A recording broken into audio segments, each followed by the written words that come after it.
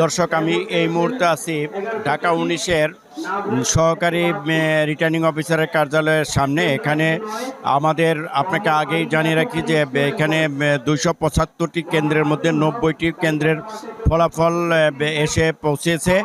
এখানে দানের শীষের প্রতীকের ডাক্তার দেওয়ান মোহাম্মদ সালাউদ্দিন বাবু এগিয়ে এবং এনসিপির দিলশালা পারুল দ্বিতীয় পজিশনে আছেন। আমি যদি একটু আপনাদের মাধ্যমে জানাই যে 275টি কেন্দ্রের ভোট গ্রহণ শুরু হয় সকাল 7:30 থেকে বিরতিহীনভাবে 4:30 পর্যন্ত চলে। এখানে শান্তিপূর্ণভাবেই এই ভোট গ্রহণ সম্পূর্ণ হয়েছে এবং কেন্দ্রে কেন্দ্রে ভোট গণনা শেষে রিটার্নিং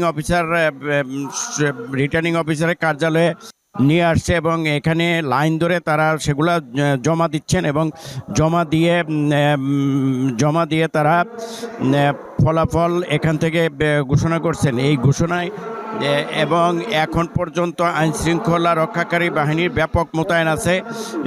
এখনও কোথাও কোনো অপ্রীতিকর ঘটনা ঘটেনি এবং ধীরস্থিরভাবেই রিটার্নিং অফিসারের কার্যালয় থেকে এই নির্বাচনী ফলাফল ঘোষণা হচ্ছে। তবে আপনার মাধ্যমে আমি আরেকটু দেখাই যে রিটার্নিং অফিসারের কার্যালয়ের সর্বশেষ গেটে চেক করে তাদেরকে ঢোকানো হচ্ছে এবং যাদের পারমিশন আছে তাদেরকেই ঢুকতে দেওয়া হয়েছে।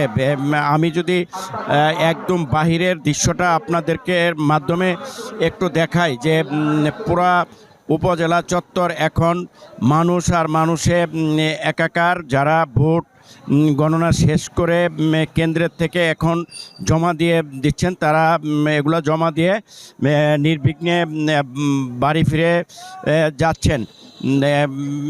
আমার কাছে এই ছিল নির্বাচনী গণনার সর্বশেষ তথ্য। আব্দুল হক দাঁড়িপাল্লা মার্কায় 517, মোহাম্মদ আমানুল্লাহ আমান ধানের শীষ মার্কায় 1012।